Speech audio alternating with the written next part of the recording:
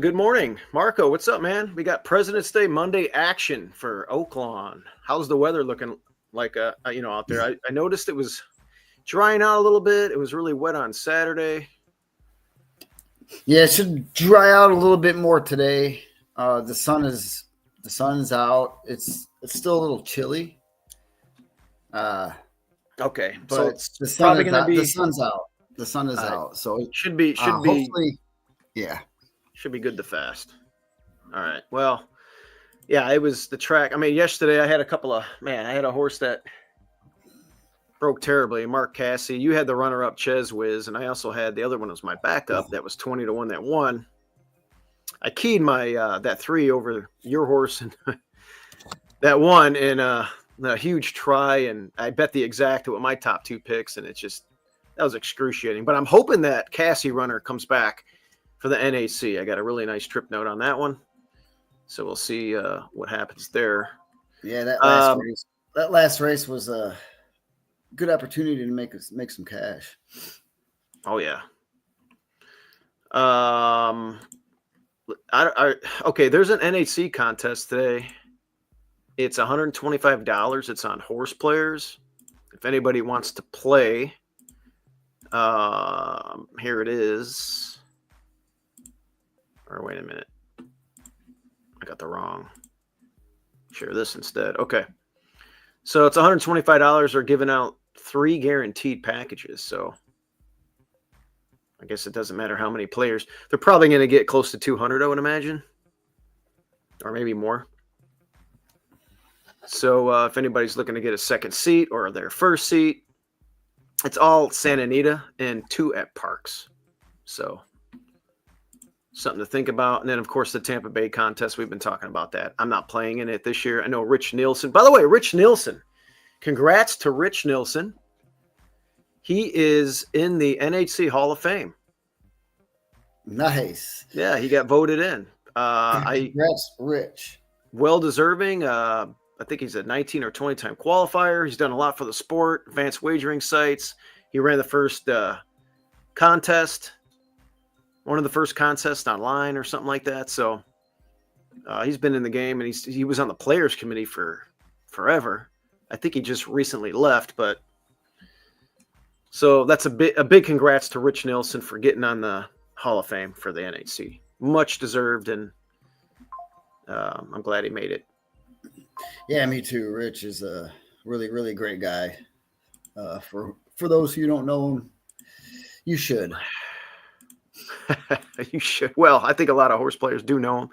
No, I mean, yeah, just people. But if around. they don't, yeah, I mean, he's just great for the game overall. Very patient. He's got a very patient man. He's very patient with people, and he's good. And so anyway, it's good to see that he got in the Hall of Fame. Okay. Oaklawn today. We're going to do something different today. We're not going to talk about every race. We got a late start. I've got a few races that I want to talk about specifically. If you have a couple of races that you want to talk about, you can piggyback and we'll move around. But I want to move to race 4 at Oaklawn today. It is 6 panels. And I like a horse in here. CPG for Ron Moquette. So this one here, I've been just anxious to see this one getting back on dirt, and also it's dropping.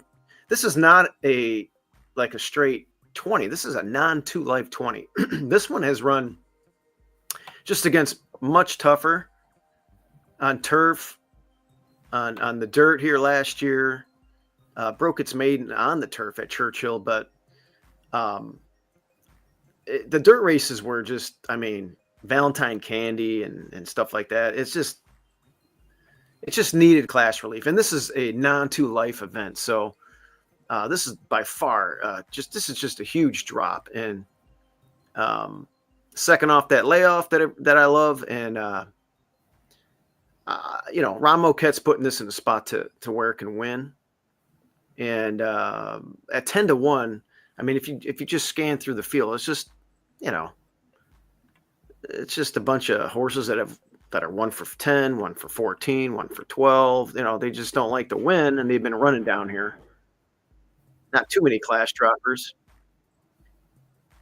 So I really think that Moquette's going to have this one ready to roll right off the gate, going turf to dirt, and dropping big time in class here. Did you have an opinion in this race? Because you mentioned when I talked to you on the phone, you like something else. Yeah, I like a bomb here. I have an Archie bred. Oh boy. It's just to the outside of yours. Number 5, Holus Bolus. All right. I kind of remember this one. Yeah. One here, he broke his maiden here with Chelsea Bailey a couple years back. I'm going 6 furlongs. He's second off the layoff right now, and cutting back to 6, and also taking a nice class drop. I thought this one may be able to stay pretty close to the leaders, and pretty much be right there to get first jump and hopefully no traffic issues. I'm just taking a chance here. The price is going to be really good, and Isaac Castillo is a pretty good rider. I like the guy, so I'm in. I'm going to see what happens. Well, Hoppin' John's good. Listen, this is another one that's getting class relief. It ran at this condition once last year, and it ran well. It was at a mile. So I'm assuming it's run 3 quarters before, and again against some of those tougher Arkansas bred races. It ran in the Rainbow, ran in one of those big allowance events. So yeah, this one should be a lot more fit than the season debut here. Pretty good work right. last time out on February 9th as well. So a lot of positives for this horse at 15-1. So we'll see what happens. Yeah, I like it. I'll throw it in there. I like the 7 as well. I mean, look, Asmussen struggling. We talked about it. He won a race, I think yesterday or the day before, but he's 16 for 182. I don't know when he's going to hit his best stride. He's hasn't really. He's been a little sporadic with wins, but which is amazing. But this is another one that can run some of those races last year at this condition. It just doesn't like to win, but it hits the board a lot, and it's got 8 seconds. It's a good underneath play at the very least. So I think we got the 3 horses if you want to play a trifecta or throw them in your horizontals. But this is the the turn leg for the pick 5, the early pick 5 from fourth race to the 5th. So I think these are the 3 horses. I'm gonna say the 4 prices. You get some good prices on them too. So they're the ones you're gonna need for you may need them for a good payout. Right.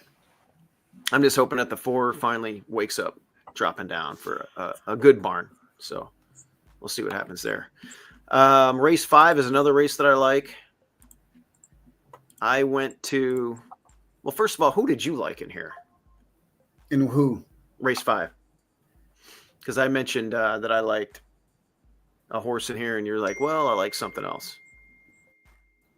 No, not yet. No, that was last race. I actually like pretty chalk on this one. Number 1, Espionage. Okay, you like Espionage in here. And then, the bomb I like if it gets in is the 14. Okay. But I need 2 scratches. We don't have the scratch list yet? It should be out. I'm going to go. Let's see here. Try to dig something up. I like the 7 here. The 7 is Martini Blue. And what I want to do, the 7 got that. Now, our guy, but the Barchi man, he has famously said that Mac Robertson does well in February. He doesn't get going until February. Well, February's here. We're already at February 17th. He does have that 1 win. He's always a late starter. But I like this horse in the spot. It ran a really good winning race last time against your top pick, Espionage. And it had some issues down the lane. And I'll show a replay of Martini Blue. And I think the race might set up a little bit because I think we're going to be able from the 7 post kind of sit in a spot and get a nice little run. Boy, I tell you, my internet is just not. Just bear with me on this. For some reason, I can't get the replay up. I like this horse. I actually looked at this one for a while. Yeah, I don't know what's going on with the replays. And the 4 and the 14 are both out in this race. The 4 and the 4. So the 14 is out. Yeah. So which I will slide Martini Blue into my second slot. All right, so here's Martini Blue. And we're ready to go. Number 4. And we're off. Good beginning for all the runners in the race. Espionage put into play early as a narrow lead in the early part. Worth looking. Moving up to come and challenge El Diablo Rojo a little bit closer than usual today. He takes a nice hold here and is now pressing the front runner, Espionage. El Diablo Rojo right there to the outside. And these two hook up now as they approach the half-mile pole. Worth Looking takes back to third with Ram, and Martini Blue, who's between horses. Gap of 2.5 lengths to Nick's Story is Internet's kind of slow. Raymond just past him. Lemon Drop Shot, parked deep, going into the 4-turn run, passing Nick's Story, who drops back to the second last position while under heavy pressure. And Verb is trailing as they round the 4-turn. Espionage a neck in front. El Diablo Rojo right there, a neck behind now, coming to the top of the lane. Martini Blue getting closer in third, tipping outside 3 deep at the top of the lane, and Ram is right behind him, 4 wide coming off the turn. They're down the stretch. Espionage, El Diablo Rojo. I might have some issues here. Side, Ram grandstand side. Right Martini there. Blue got caught behind horses here as El Diablo Rojo begins to weaken a bit here. 16th to go. Espionage in front. Raymond's charging. Raymond's got it. Raymond with a big effort today. Raymond back-to-back wins. Espionage was second. Raymond won the race, and Espionage beat me by about half a length there. Yeah, Raymond's a pretty good horse, and really appreciates the Oaklawn track. Runs good here all the time. Yeah, so got pinched there, moved to the inside. Usually not a good winning strategy when you're running in a race, and it's one that doesn't need the lead, but likes to be somewhat close up. If I can just, I like this kid, Bacon. He's a 5-pound bug. He's been doing some good things out there. He's got 22 wins at the meet. So he's been riding really well. Yeah, he's been riding well, and I felt like, I do like Espionage. I think these are the two, but I also like the 5, who is Love to Win, and the name says it all as well. It's a 7-time winner. That last race was pretty tough. I mean, Rushing the Wind's been doing some good stuff. Got a big number in there. And this horse broke through the gate last time. They had to reload it, and should be tightened up again for this next out. And it's run fast before out here, so we'll see what the race flow looks like. It showed the ability to rate at Presque Isle and win a race in an A other than 3 back. So it's another one that I like with Harry Hernandez. So I think your horse with the 5 and the 7 are the ones that have. I'll just be partial to Malibu or Martini Blue, excuse me, in the top spot. So make a note of that, everybody. Yeah, it seems like the middle and outside of the track yesterday, when you're coming off the pace, it seems like a lot of the horses were just hanging. There's been some races where I thought my horses were making good moves and coming around, and the inside was just way better for the stretch. Yeah, and and Rex was asking about that. Has there been a track bias at Oaklawn for the whole meet? No, it changes. It could change during the day, depending on if it's wet, if it's drying out. It's really a tough track to do public picks. Yeah, we had because of the weather. We had that monsoon 2 days ago, and obviously they canceled the races that day. Yeah, they canceled half the card anyway. Got the first half. And and then it dried out, and then like I said yesterday, it's just like the inside. If you were in the inside or got that trip, if that rail opened up, you were going to run well. And when you're coming off the pace to the outside, when you dip to the outside, they just could never catch that one that was on the inside. Yeah, they just hung, and hopefully it'll change today. Because those are the running styles I like to handicap here, Yeah, we'll see how it works out today. Raymond has beaten Martini Blue 2 in a row, and there's no Raymond in here today. Got to beat your top pick, and we'll see what happens. I think this is really one of those races where you can have a blanket finish, though. Just scanning through it. Yeah, my 14 scratch there, and that was just another speed horse.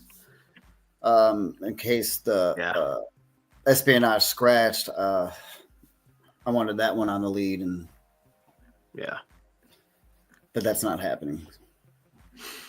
All right. I want to move over to race 7. I like a horse over there. Let me know what you like, Marco, and we'll change the little graphic. And again, all these picks are going to be on my it's a Patreon style account. I'll share the QR code at the end so you can get all the picks. Race 7, I have 4-7. You got 4-7 that you like? Okay, tell me about the 4. It's another pretty quick horse, third off the layoff. You got double E, double C. Those numbers right there, I mean, if you run pretty much similar races to that, it's going to be good enough to be right there at the wire, and should have it right here. If you don't win this race, you're not going to be much of a winner at Oaklawn. So, I mean, he's over 6 right now, but he does have a second and third. And this is the spot. You're cutting back just a little bit with the short stretch. I think that may be able to help him a little bit. But he should be very prominent early. So is your game plan here to? I mean, obviously your game plan is to wire. I'm looking at the race. I mean, you might be the speed of the speed. There are some other early time form numbers that look quick. I can't imagine that Torres is going to gun, even though that one has a big time form number. Yeah, I didn't really see that one trying to gun either. The 9's got a big early number too. It's only had the lead in one race, out of the gate. Well, I went to the 10 here for Chris Hartman, and again we got our guy Bacon. I've been calling him Bason. It sounds cooler, but we'll go with Bacon. This horse ran a really good race last time. It didn't get a good start. It likes to be a little bit closer. It doesn't need the lead. It has shown routes, gate to wire speed on turf before. Its best race is probably settling maybe a length or two off the early pace and then making first move. And that's probably the trip it's going to need to do from the 10 hole with all the early speed on the inside. And it should be tightened up. This California speed, I picked this one last time. And I'm coming back to it because I felt like it ran a big race. It might have needed it, and it didn't get that. It didn't really pop out of the gate. It was one of its worst gate moves in a while, probably since that October 9th race at Santa Anita on the turf a couple of years ago. It's always run well on dirt. It ran a good third a couple of years ago on dirt here. And it also ran, it has a first and a second in some allowance Calbred races, going 2 turns on dirt with some good numbers, 85 and an 80. It lost to a horse named Doc Adams, who was a decent runner back then. So this one makes a lot of sense to me. It's a square 5-1. And I think it's another one that can maybe see things develop and might get the perfect trip today. And the 5 pounds helps as well. Just to the outside, Silver Heist is one that I just don't think it's a win candidate, but I feel like it's one that can round out a trifecta for sure at 15-1. And it would be typical Asmussen at the meet, He's really. I mean, that one could definitely scamper in underneath a lot of the exotics. Yeah, it's one that I don't know. It makes a move and it kind of just flattens out every time, but it always makes a move.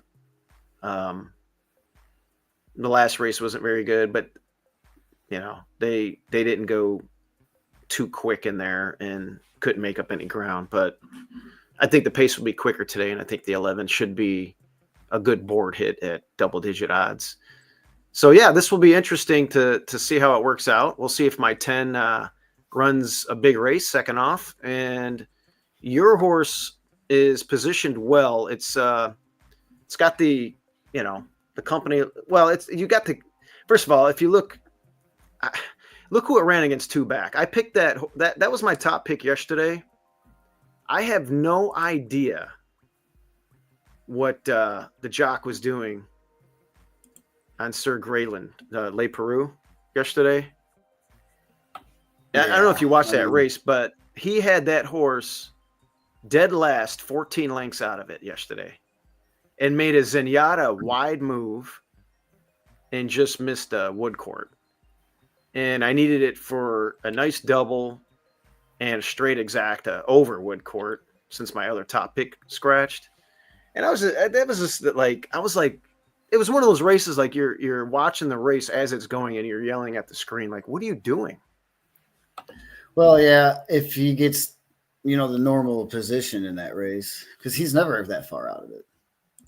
Not that far out of it, no. And but anyway, he's a nice horse, and your horse ran second to that one, and that one came back and ran a big race considering the bad ride, in my opinion. So yeah, I think that horse makes sense. And of course you ran against a big monster in Baddest Good Boy, who got a 98 in that last. Is 2 for 2 and is on to some good things now. So and Woodcourt came back and won. He won the feature. Well, he won yesterday. Yeah, that's the one that I had the straight exacta. I just told you about it. Yeah, I had Sir Grayland over Woodcourt. That's right. And I just had excruciating loss after excruciating loss yesterday. So, but we'll get them today. I like these three. These are the three we want to use. And your 7. Oh, Dance Samo. Yeah, for Vanberg. Yep. This one has been running well, so it's in good form. Makes sense. Yeah, it should be right there. I mean, I don't know if it's good enough to win, but 9 seconds, 6/3. Yeah, throw it underneath. Okay. All right, let's move to the feature today, the Ozark Stakes. And I really like a runner in here. When I talked to you on the phone, you said you're going to Waco. And I don't know if you watched the Sunland Derby yesterday, but man, the coach just missed there. I think he just missed, or did he win? I can't remember. Did Baffert win the Sunland Derby yesterday? Yeah, he did. I did not watch it.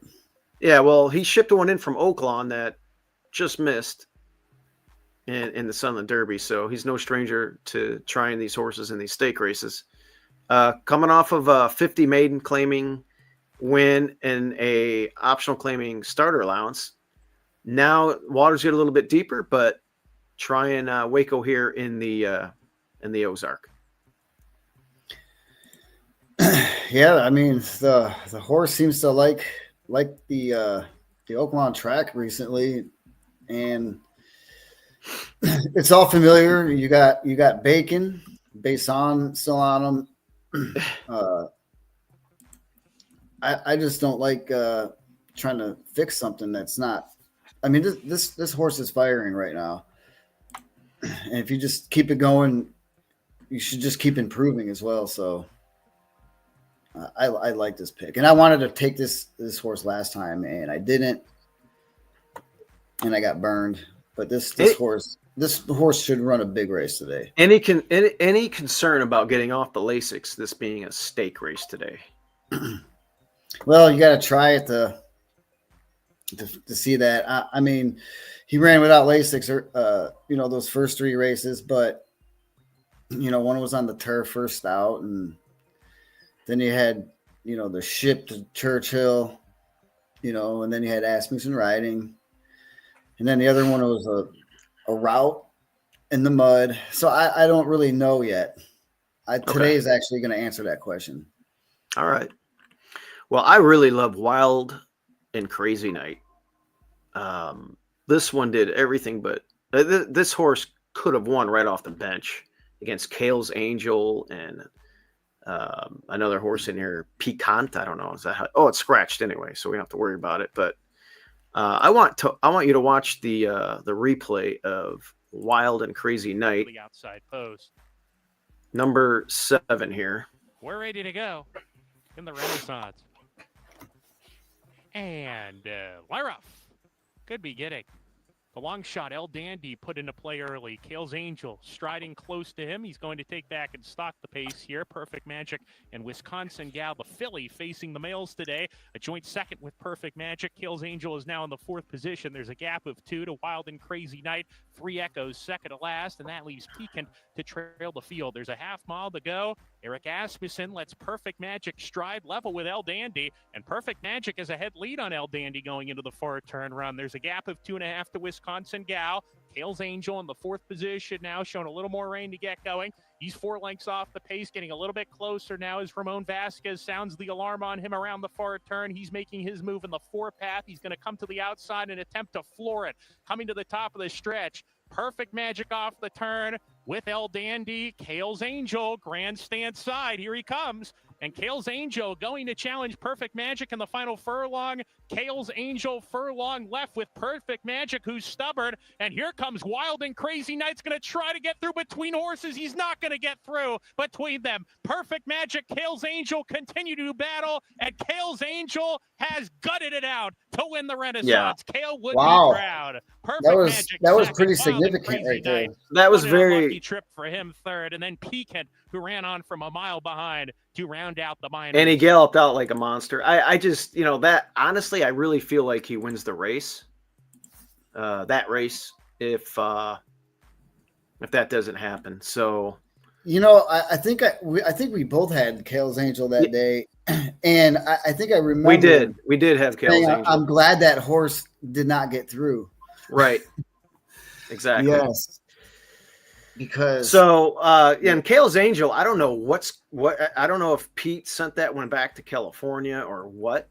I don't know why he would. Maybe there's bigger plans for that one, but he's won both of the 3-year-old sprint division races here. Maybe they're trying a bigger purse somewhere. This is 150,000, I think it is. Let me look. 150. So, but anyway, Wild and Crazy Night is going to run a big. I think we're going to get the same trip without the hopefully without the big trouble there. I mean, he checked significantly and came again and galloped out best, and probably wins that day without the issues there. So 6-1, I'll take that all day long. That was nice, and I'm gonna and it's run. The race at Monmouth in August is you have to use it. And then I threw in I had the 8 as my backup, which scratched. So let me change that graphic. I didn't know that the 8 scratched, but so you guys can throw in whoever you want.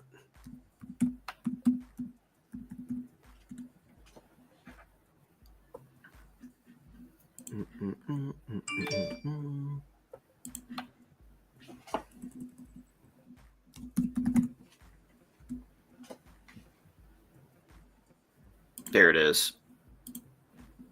All right, so Waco and Wild and Crazy Night. Those are the 2. I guess with your pick, the 7. Okay, the 9 is probably. I think the 9 is just. I don't like the morning line. I don't like the. That was a race that came off the turf at Fairgrounds, and it beat a 6-horse field against horses that probably wanted to run on turf, and it won the race. Big deal. I think that's a bad morning line on the 9. I could be wrong. We'll see, but I just feel like the 6 is prime for a big race here. But yeah, Waco. I like Waco. I'd probably throw that one underneath, and I think that'll be my exacta. But definitely I'm going to have the 6 on top. I'll probably end up singling. I'll probably do a 6-1 straight. Maybe do something with a late double with my pick here. Yeah, speaking of the late double, you want to? Yeah, let's look at the last race, and we'll be on our way. And like I said, I'll have the rest of the picks on the site. So this is I don't really have a strong opinion in here, so I'll let you shoot away. But these are the classic Arkansas state bred horses, and then the last where fireworks usually happen. Where did you go? I went with the 8 Memory Maker. All right, we got John Prather for Castillo, and it's 8-1. That's a good square. It's a good square price. It's a good square price. Didn't run bad in 12-horse field. I mean, in debut, it's hard to win your first out. It only came back and followed up with a pretty good work on February 8th. Prather is 0 for 17. Be good time to get his first win. And Isaac Castillo, like I said, I take him earlier in this card. He's definitely a capable jockey to have on a horse. So I think this one holds a lot of value. And if nobody takes your horse in that feature, you get a good price. You're going to get a good price here. The double's going to be it'll pay pretty well. Okay, I like this Memory Maker. I don't have a strong opinion. I saw the siblings. The siblings are really good, and there's a lot of nice siblings. So, nice broodmare there out of Saint Bellotto. That's an oldie but goodie sire. So yeah, the mama, the mama's a stakes place mare, mare and siblings. Mm-hmm. So there's a lot of value with this horse, and I like maiden races. I like second time starters especially. So this is where I land. Yeah, one that you might want to consider is maybe the 12. It might deserve another race after that bad break last time, and it lost a Caliente Star. A lot of the other ones in here as well. So it lost, chance at the beginning there, and it showed speed in debut, and an open 50 at Churchill. Split the field that day. So I think Aunt Dixie with a clean break can be a nice pick here, along with yours, Memory Maker. So I'll put the graphic up so everybody can have it. You're on number 8, Memory Maker. And I'll be on the 12, Aunt Dixie. Yeah, Caliente Star is a really nice Arkansas. We're at 2 for 2. I really like that horse. Even in debut, that was the Polska-Sue's first race. And I just remember that horse before the race. I was like, this horse is probably going to run. Yeah, I mean, Tammy's got a good one there. This one is a yeah, Caliente Star's mama banks 300 something thousand. Pretty nice horse herself. Yeah, Archie bred by Tapiture, and 2 for 2. I mean, this one. What's the 3-year-old filly stake for Arkansas breds? You'll see this one in there. Is that the Honeybee? No, not the Honeybee. That's Open Company. What was it?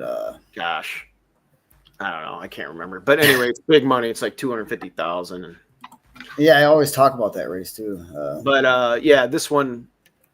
This one's well on her way. I mean, when you look, I don't care what class it is. By the way, I got a 71 number for a 3-year-old filly. That's good, regardless. It doesn't matter what, where you're born at. So, anyway, that's a nice horse, and that's who I ran against last time. And bobbling at the start last time, and just trying to get in position, it just packed it in out there. So it needs to break clean today, like it did in debut, and maybe it could, do something. But at 12-1, I want to give that one for Steve Hobby another crack. Yeah, it's the Rainbow Miss. The Rainbow Miss, okay. Is the 3-year-old filly. All right, good stuff, man. I think that's a short but sweet little show. We got going a little late. It's President's Day. It's Monday. We wanted to get some content out.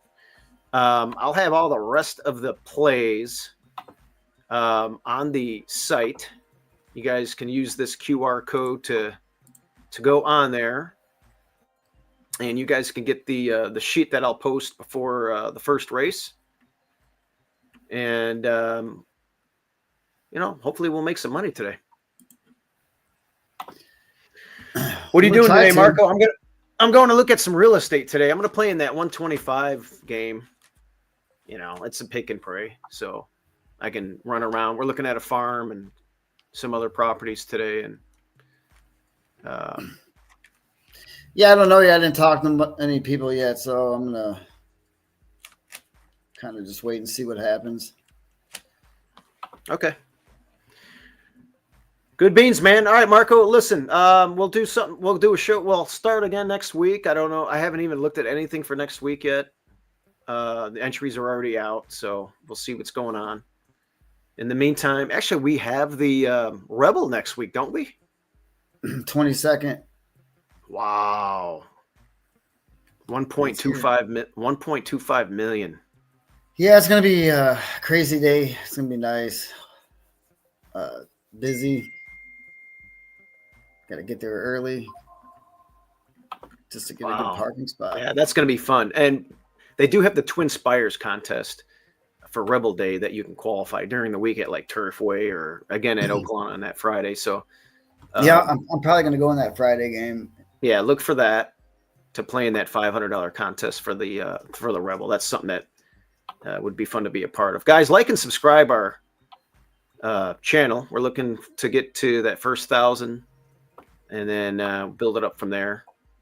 And we appreciate all of you guys that watch us every week. And hopefully we'll pick some winners today. These are some of our better plays. And, let's cash some tickets. Marco, we'll talk to you soon. All right, let's go.